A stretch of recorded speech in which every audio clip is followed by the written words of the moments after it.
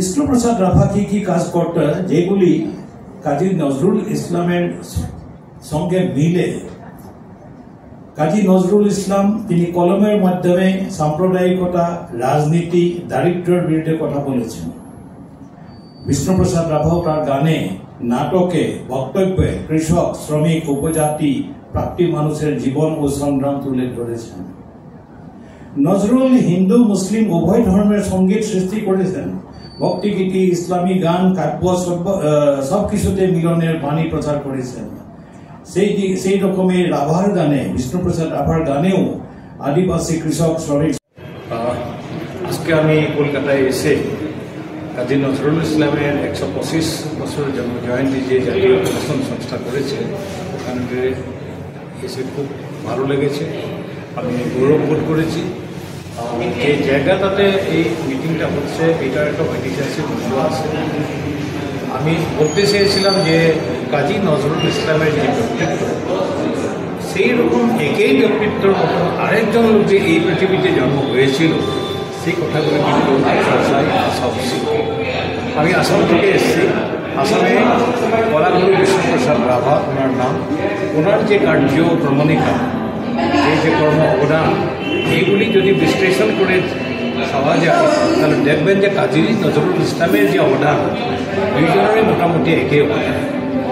কিন্তু কাজী নজরুল ইসলামের যে অবদানগুলি চর্চা হচ্ছে, সঙ্গে সঙ্গে যদি বিষ্ণুপ্রসাদ রাভারও অবদানগুলি যদি চর্চায় আসে, তাহলে আমরা আরেকজন ভারতীয়কে, প্রখ্যাত ভারতীয়কে আমাদের প্রজন্মের লক্ষ্য জানতে পারবে।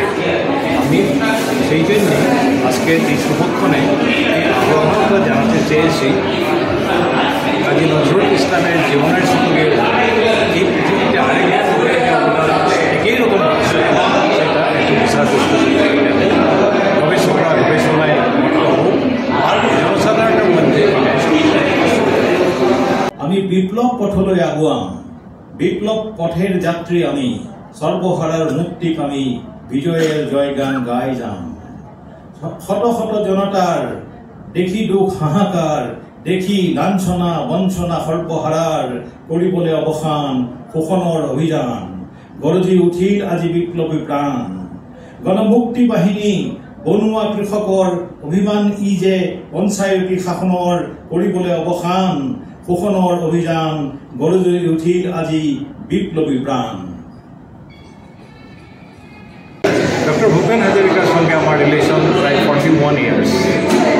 আমি ভূপেন হাজরিকার বিভিন্ন অনুষ্ঠানে, বিভিন্ন কাজকর্মে, বিভিন্ন জায়গায় আমি যুক্ত ছিলাম।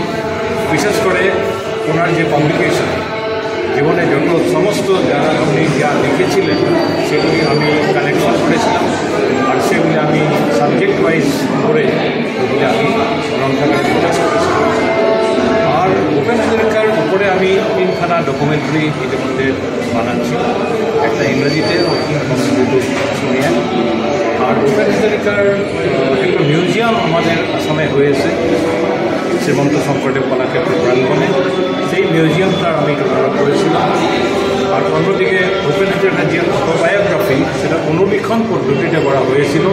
যেমন কংগ্রেস এখানকার রবিশঙ্করের আত্মজীবনী যা করা হয়েছিল, সেরকমই আত্মজীবনী ভূপেন হাজরিকার অসমীয়াতে হয়েছিল, নাম ছিল মই এটি যাযাবর। সেটা আমি অনুলিখন কাজে জড়িত ছিলাম। আর অন্যদিকে বিভিন্ন কাজকর্মে আমি ভূপেনদার সঙ্গে জড়িত ছিলাম। আমার লেখা গান উনি গেয়েছেন। আর এখন পর্যন্ত ভূপেন হাজরিকার আফটার হিজ ডেথ যা যা কিছু করার আছে আমি যুক্ত হয়ে রয়েছি ওনার প্রসার এবং সংরক্ষণের কাজে। অধিনায়ক হে দিয়া অগ্নিবাণী বিপ্লৱৰ, ভাঙা বন্দীশাল কৌতিকালৰ, মুক্তি হোক নিৰ্যাতিতৰ। তব দীপ্ত অনুরাগে নিদ্রা আসম্বিতে জাগে, জাগে জাগে জাগে নিপীড়িত দল জগতর। তব সুখ আগমনে জলে রক্ত ফানু নভ খালে, দুলে উড়ি দুলে রঙালী পতাকা পীড়িতর এবং দলিতর। ধন্যবাদ। টিভি সিরিয়াল আমি অনেকগুলি করলাম, তার মধ্যে মহাপুরুষ শ্রীমন্ত শঙ্করদেব, ওনার জীবন নিয়ে একটা ফিচার ফিল্ম আমি করেছি শ্রীমন্ত শঙ্করদেব। আর শঙ্করদেব নিয়ে হিন্দি